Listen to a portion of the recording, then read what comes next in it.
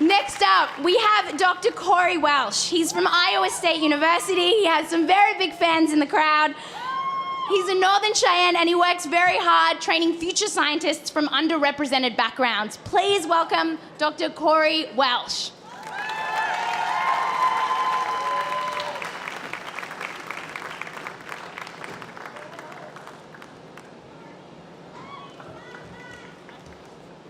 How you doing, science nerds? Take a hit on the inhaler. Let's go. We're ready, huh? All right. My name is Corey Welch. I'm the director of an undergraduate STEM diversity program that is diversifying who represents our scientific workforce. I also serve on the National Board of Directors of SACNAS, the large... You guys are going to make me in trouble here. All right. It's the largest multidisciplinary, multicultural STEM organization in the country. A little bit about myself. I'm the first generation low-income college graduate. I'm a biologist and I'm an educator. I'm also a proud member of the Northern Cheyenne Tribal Nation. Not just stop. With this in mind, I'd like to acknowledge and thank the Piscataway people on whose land we stand on today. Thank you for hosting us. My roots as a scientist began in Montana, with my grandfather and other family members taking us down the red dirt roads of the reservation, but what we described as just seeing what we can see. What I saw included the dance of the male sage grouse. I saw mule deer. I saw black bears for the first time. I looked for arrowheads at the buffalo jump. And I fished at Crazy Head Springs. These memories shaped how I interact with the world. That's a lovely, lovely thought, sir. All right. So later in my college biology class, because of this background, I actually had some advantages because I spent all this time with my parents, my grandparents, looking at nature. And so that really helped as I moved through life. Through a series of federal programs funded by you, the taxpayers, and mentors, I got to do undergraduate research. I learned about grad school, and I learned that you got paid to do a PhD, which was insane to me.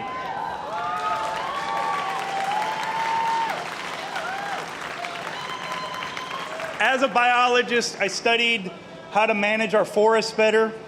I also worked on biodiversity questions related to an endangered species. And I want to be clear about all this. We don't do science to get rich. We do it because it's a passion. We do it because we get to use our creativity to solve real-world problems.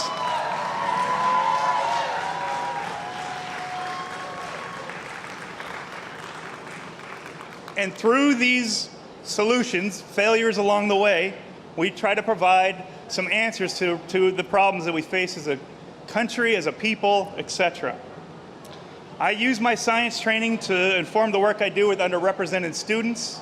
And so who do I mean by the underrepresented? I mean minority students. I mean people with disabilities, the LGBTQ+ community, students who are low income, the first ones in their family to go to college, and across most of the sciences, we're talking about women.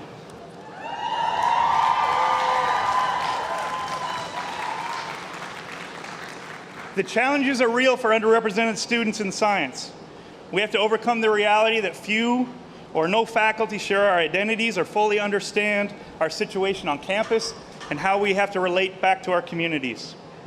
For too long, science has been limited to a subset of our society, and as a result, my mission is to help train the indigenous Albert Einstein, the Latinx Marie Curie, and the gender non-conforming Jonas Salk.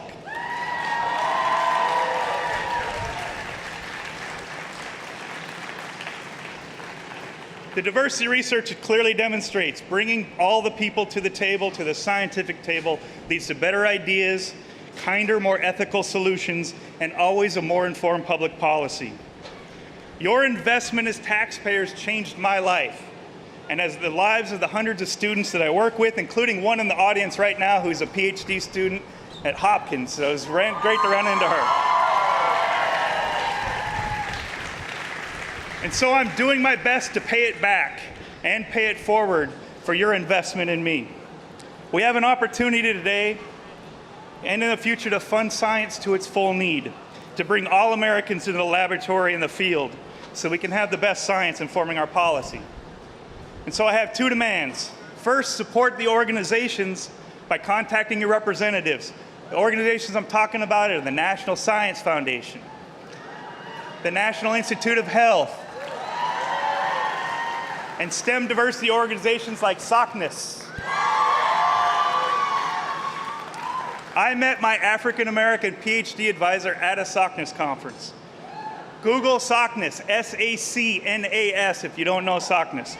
It's an amazing organization, and there are over 20 SACNistas, as we like to refer to ourselves, speaking at marches around the country today.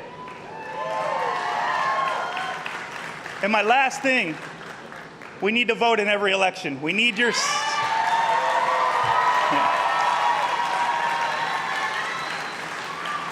We need your science-loving voices in the ballot box and in the discussion. So with that, I want to thank you, and thank you for supporting science.